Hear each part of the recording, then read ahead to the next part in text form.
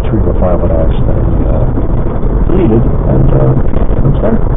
That's the idea. Yeah, I do recommend with any backup, be it CrashPlan or anything else, once you get your backup in place and you feel that it's uploading and or copying or whatever you're doing your backup, practice. Try to restore.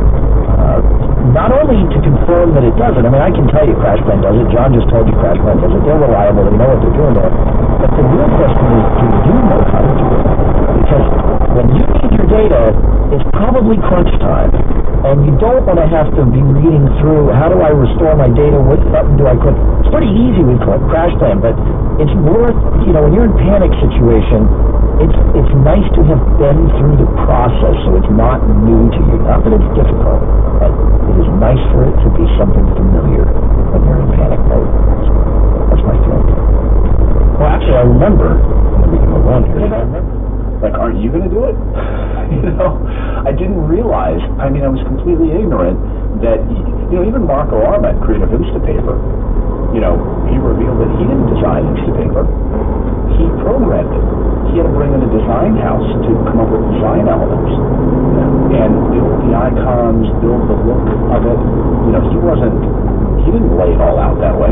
He certainly knew how he wanted it all to look, but he didn't build the design. I'm chuckling because, I can tell you from experience, I have a design background, so I'm one of those programmers who I can make something look fairly decent. I come from a traditional print background, which is what I studied in school, so I did page layout for an ad agency, and I would lay out ads and print stuff. But I'm, as I've moved in transition to become a web programmer and developer, I'm the first person to recognize that that's where my passion is, right? A lot of this comes down to where your passion is. Right. Honestly, I think how a lot of things happen is word of mouth. Yeah.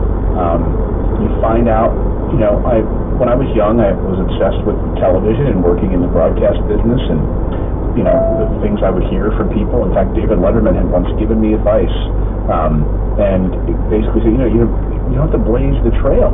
There are a lot of other people who have done this kind of work. Figure out how they've done it and just find them and follow in their footsteps. So the team from Wonder Sauce, the design team, I ran into Eric Mayville, who he just happened to be a friend of a friend, and we had like a cookout in our building in Manhattan.